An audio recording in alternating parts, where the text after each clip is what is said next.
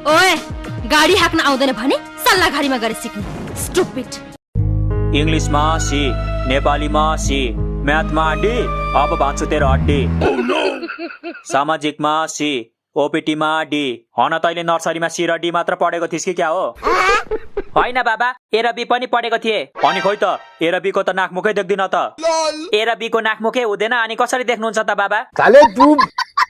चुप लाग, अझ बढ्ता बोल्छस् तँलाई भारी बोक्नु पठाउँछु पक। साइन्समा के आएछ? धन्न साइन्समा चाहिँ एनजी आएछ। साइन्समा पनि डी आएको भए तैले डी फर डन्डा भेट्थिस् मेरो। बाबालाई एनजी भनेको थाहै छैन रहेछ। एनजी भनेको विषय लागेको हो के? यो साइन्समा फेल भइसक्यो। त साइन्समा फेल भएको हो? फेल भएको होइन के बाबा, अलिकतिले पास चाहिँ नभएको। पास नभएकोलाई त फेल भएको भन्छ नि गोरु। कस्तो चाहिँ छोरा जन्मेछ हौ? यो सब तेरो आमाको गल्ती हो। त्यो रात तेरो आमाले मलाई रोकेको भए आज यस्तो नालायक छोरा हुँदैन थियो हाम्रो। के मेरो गल्ती रे? आफू कन्ट्रोल गर्नु सक्दैन अनि अहिले आएर मलाई दोष नलगाऊ है। तिमीलाई दोष नलगाएर कसलाई लगाउनु त? मैले तिमीलाई 100 चोटि भनेको थिएँ यसलाई फोन नकिन्दिम, यसको पढाइ बिग्रिन्छ भनेर। तिमीले मान्यौ? अनि दिन रात फोन चाहियो कि फोन चाहियो भनेर किचकिच गरेपछि के गर्नु त मैले? घुममा आएर एक झापड दिनु पर्दैन? हेर तिम्रो छोराको रिजल्ट सबमा फेल भएको छ।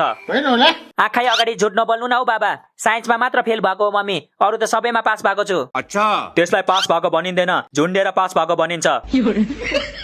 सबमा सी र डी मात्र छ, बी पनि ल्याउन सकेन गधाको बच्चाले। आफूले आफैलाई गधा भन्नुभएको बाबा। ए नाति, कसरी बिग्रियो हो तेरो रिजल्ट? एक्जामको बेला त सब लेखे भन्दै थिइस् हैन? लेख्न त सबै लेखेको हो के हजुरबा, तर सही लेखे कि गलत लेखे भन्ने कुरामा चाहिँ कन्फ्युज थिए के म। म पनि एउटा कुरामा कन्फ्युज भइरा छु। के कुरामा बाबा? तँलाई चप्पलले हानुम कि जुत्ताले हानुम भन्ने कुरामा। तैले गर्दा हाम्रो परिवारको नाम खराब भयो। आजसम्म हाम्रो परिवारमा कोही फेल भएको थिएन। फेल हुनलाई त पढ्नु पर्यो नि। 5-6 क्लास भन्दा माथि कोही पढेका छैनन् अनि कसरी फेल हुन्छन् त? बात त सही है। म बरु 10 क्लाससम्म पढे। तेरो बाउको खानदान होइ नपढ्ने चाहिँ मेरो माइतीपट्टिको त सब पढिरहेका छन्। हो सब पढिरहेका छन्। त्यही भएर त बिरालोले बाटो काट्दा एक पाइला पनि अघि बढाउँदैनन्। ए बल्ल याद आयो, म साइन्सको एक्जाम दिन जाँदा बिरालोले बाटो काटेको थियो। त्यही भएर पो म साइन्समा फेल भएको रहेछु। तिमीहरू बुढाबुढीको झगडाले गर्दा यसले बहाना पायो। त्यही भएर छोराछोरीको अगाडि झगडा नगर भनेको मैले गरेको हो र? सुरुमा उसले त कुरा झिकेको नि। कुरा मात्र होइन, धेरै बोल्यो भने अहिले छुरा पनि झिक्छु म। देख्नुभयो बुवा, देख्नुभयो? छुरा झिक्छु भन्दैछ, खुलेआम धम्की दिइरहेछ मलाई। धम्की खुलेआम नदिएर के तेरो कानमा आएर दिन्छ त? ए बुवा, तपाईँ पनि खाली बुहारीको साइड लिनुहुन्छ भन्या। मैले कसैको साइड लिएको होइन, तिमीहरू दुईजनालाई नै भनेको। केटाकेटी जस्तो झगडा नगर। नाति एसीमा फेल भएको छ, अब के गर्ने त्यतातिर ध्यान देऊ। अब केही नगर्ने, सुरुमा यसको फोन खोज्ने, त्यसपछि यसलाई ट्युसन हाल्दिने। प्लिज मम्मी प्लिज, फोन चाहिँ नखोज्नु के। म अब ध्यान दिएर पढ्छु अनि तपाईहरुले भनेको पनि सबै मान्छु। Are you comedy me? साच्चै हो? हामीले भनेको सबै मान्छस्? हजुर मम्मी हजुर, सबै मान्छु। त्यसो भए तेरो फोन दे मलाई, तेरो फोन बेचेर एउटा साडी किन्छु म। नाइ के मम्मी, फोन होइन के, यो बाइक अरू तपाईले जे भने पनि मान्छु। मम्मी यसलाई मेरो लागि बरफ किन्न पठाउनु न, कस्तो बरफ खानु मन लागिरहेछ। मेरो बहिनीलाई बरफ खानु मन लाग्यो? बिल्कुल बिल्कुल। मैले फ्रिजमा गोबरको बरफ राखेको छु, ल्याइदु तलाई? तै खाना गोबरको बरफ, तेरो त रिजल्ट पनि गोबर जस्तो आएको छ, त्यसैले तैले खाएको सुहाउँछ। तेरो पालो पनि आउँदैछ क्या बहिनी, हेर्दै जा न। तलाई त झन् 7 वटामा 7 वटै विषय लाग्छ। ओइ पनौती, तेरो जिब्रो काटेर फ्याल्दिम। आफ्नो बहिनीलाई त्यस्तो भन्छस्? आफ्नो बहिनीलाई त भन्ने हो नि बाबा, अरूको बहिनीलाई भन्यो भने त मारिहाल्छ नि। बुहारी। हजुर बुवा। मलाई 1 गिलास तातो पानी तताइदेऊ त, बिहानदेखि 1 थोपा पानी खाएको छैन मैले। तातो पानीलाई किन तताउनु हजुरबा? तातो पानी त त्यसै तातो हुन्छ नि। कि जिब्रो पिल्सिने गरी पिउनु मन छ तपाईलाई? यति दिमाग पढ्नुमा लगाएको भए एसीमा पास हुन्थेस् नि नाते। एउटा विषय त लागेको हो नि हजुरबा, त्यो त म हास्केल गर्दै पास गरिहाल्छु नि। तेरो बाउले भन्थ्यौ? म पनि सानोमा यस्तै भन्थे नाते। एक दिन भाग्यले म माथि यस्तो हास्केल गर्यो, मैले 4 वर्षमा पनि 4 क्लास पास गर्न सकिन। तपाई 4 वर्षसम्म 4 क्लासमै बस्नु भएको हजुरबा? के को बस्नु, म त स्कुलै जादिन थिएँ नि। दिनभरि बाख्रा चराउन जान्थे अनि रात परेपछि मादल बजाउँदै बस्थे। अच्छा, साच्चीकै मादल बजाउनुहुन्थ्यो कि हजुरआमालाई मादल बनाएर बजाउनुहुन्थ्यो हजुरबा? के भन्छ यो? साच्चीकै मादल बजाउँथे नि, तेरो हजुरआमालाई त पछि बजाएको मैले। सरी, मेरो मतलब तेरो हजुरआमालाई त पछि भेटेको मैले।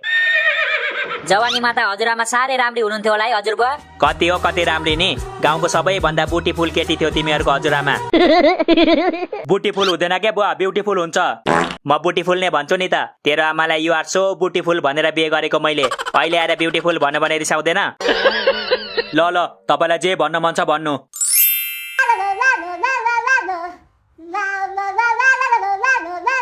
हेलो हजुर बोल्दैछु, चोली खोल्दैछु होइन क्या, बोल्दैछु भनेको। भन्नुहोस् न के काम छ तपाईँको? के रे मेरो छोरा फेल भएको सबले थाहा पायो रे? कसरी थाहा पायो? हामीले त कसैले भनेको छैन त। मजा आ गयो भाइ। त फेल भएको कुरा सबले थाहा पायो रे। अब यो अनुहार कसरी देखाउनु मैले? अनुहार किन देखाउनु पर्यो बाबा? त्यही माथि तपाईँको अनुहार हेर्ने लायकको पनि छैन। अहिले एक बक्सिङ दिएर 5 फिट गाडिदिन्छु है तँलाई। मजाक चलिरहेछ यहाँ। छरछिमेकमा सबको छोराछोरी पास भएका छन्। पास मात्र होइन, कोही कोहीले त A+ पनि लिएका छन्। तै मात्र सच फेल हुने। अब समाजमा बेइज्जत हुँदैन हाम्रो? समाजमा मात्र होइन, यसले गर्दा मेरो माइतीमा पनि बेइज्जत हुने भयो। त्यहाँ साइलीको छोराछोरीको नि A+ आयो रे। तेरो छोराको के आयो भनेर सोध्दै थियो।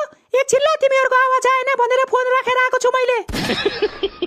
चिन्ता नगर्नु के मम्मी, म छु त। म A+ लिएर देखाउँछु, त्यसपछि हामी पनि सबलाई फोन गरेर सुनाउनु पर्छ। शाबाश। अब त धेरै आश छ छोरी, तैले चाहिँ हामीलाई निराश नबनाउनु है। बनाउँदिन मम्मी, म वचनको पक्का छु के। यो जस्तो गफाडी होइन नि म। मलाई पनि नातिनी माथि पुरा विश्वास छ। हजुर बुवाले 4 कक्षा पास गर्न नसके पनि नातिनीले चाहिँ धेरै पढ्नु ल। हजुर बुवा, तपाईलाई म माथि चाहिँ विश्वास छैन? छ नि नाति, मलाई त माथि पनि पुरा विश्वास छ। त एक दिन अवश्य खाडी जान्छस्। ठिक छ हजुरबा, आज आएर तपाईँले पनि मेरो साथ छोड्नु भयो होइन? आज होइन, मैले त धेरै अगाडि तेरो साथ छोडिसकेको नि नाति। त्यो त घरिघरि तैले खैनी चुरोट ल्याइदिन्छस् र पो साथ दिएको नाटक गर्छु त। सुनेश, अब जा गएर पढ कि ब्याक एक्जाममा पनि फेल हुनु मन छ तँलाई? म पास भए नि फेल भए नि तपाईँहरूलाई के फरक पर्छ र? तपाईहरुलाई त केवल आफ्नो इज्जतको पर्वाह छ। Emotional damage. मैले राम्रो गरे भने मेरो छोरा अनि नराम्रो गरे भने उता जा मोरा, यही हैन त तपाईहरुको फिलोसफी? बस अब मलाई पुग्यो।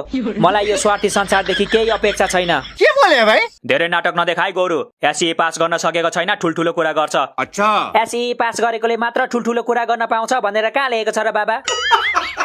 तँलाई अलिकति पनि दुःख लागेको छैन छोरा? म त सानोमा फेल हुँदा 3 दिनसम्म खाना खादिन थिए। Are you comedy me? अनि 3 दिन पछि तपाईलाई पास गर्दिन्थ्यो त टिचरले?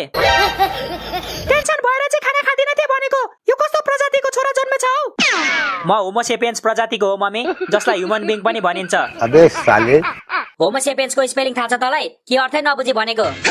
हेर बहिनी, त 5 क्लासमा पढ्छस्, म 10 क्लासमा पढ्छु। तेरो र मेरो अलिकति पनि लेभल मिल्दैन, त्यसैले मलाई स्पेलिङ सोध्ने काम नगर।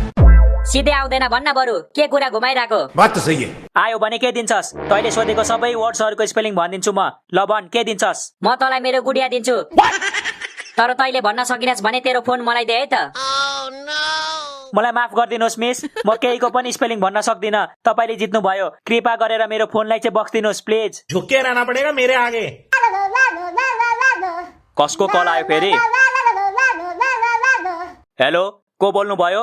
राकेशको साथी? अनि मलाई किन कल गरेको त बाबु? त्यसलाई नै गर न। ए ल ल बाबु, ल ल म भनिदिन्छु। ओइ, तैले साथीको फोन किन नउठाएको? हिजोदेखि 20 चोटि कल गरिसक्यो रे त। बिचरालाई आफ्नो रिजल्ट सुनाउन लाज लाग्यो होला नि त। लाज लागेको होइन, रिजल्टको त मलाई बालै छैन नि। मैले इक्जामको बेला त्यसको 100 रुपियाँ चलाएको थिएँ, त्यही माग्नलाई कल गरिरहेछ त्यसले। अनि साथीको पैसा किन फिर्ता नगरेको त नाति? पैसा भए पो फिर्ता गर्नु। मैले त मेरो A+ आउँछ, त्यसपछि बाबालाई पैसा मागेर फिर्ता गर्छु भनेर सोचेको थिएँ, तर के गर्नु, सोचे झै जिन्दगी रहेनछ। अरूको पैसा चलाएर त्यसरी इग्नोर गर्नु हुँदैन नि नाति। म तँलाई पैसा दिन्छु, जा फिर्ता गरेर आइज। हुन्छ हजुरबा, हुन्छ। 200 रुपियाँ दिनु ल। 200? अघि त 100 रुपियाँ भनेको होइन? अर्को साथीको पनि 100 रुपियाँ चलाएको छु के, त्यसले त झन् 1 हप्तादेखि फोन गरेको गरेछ। वो अलग ही लेवल का बंदा था। त पनि तेरो बाउ जस्तै मगन्ते हुन थालिस्? हामीले तँलाई खाना लाउन दिएको छैन? खाना लाउन मात्र दिएर हुन्छ, यसो कहिलेकाहीँ पकेट मनी पनि दिनु पर्यो नि। ए बुढी, म चाहिँ कसरी मगन्ते भयो हौ? मैले कसलाई के मागेको छु र? मलाई माग्छौ नि? छिनछिनमै बुढी चिया, बुढी कफी, बुढी भात, बुढी दाल, बुढी खाजा, बुढी दुध, के चाहिँ माग्दैनौ तिमीले? अनि तिमीलाई नमागेर कसलाई माग्नु त बुढी? कि अर्को बिहे गरेर ल्याउनु?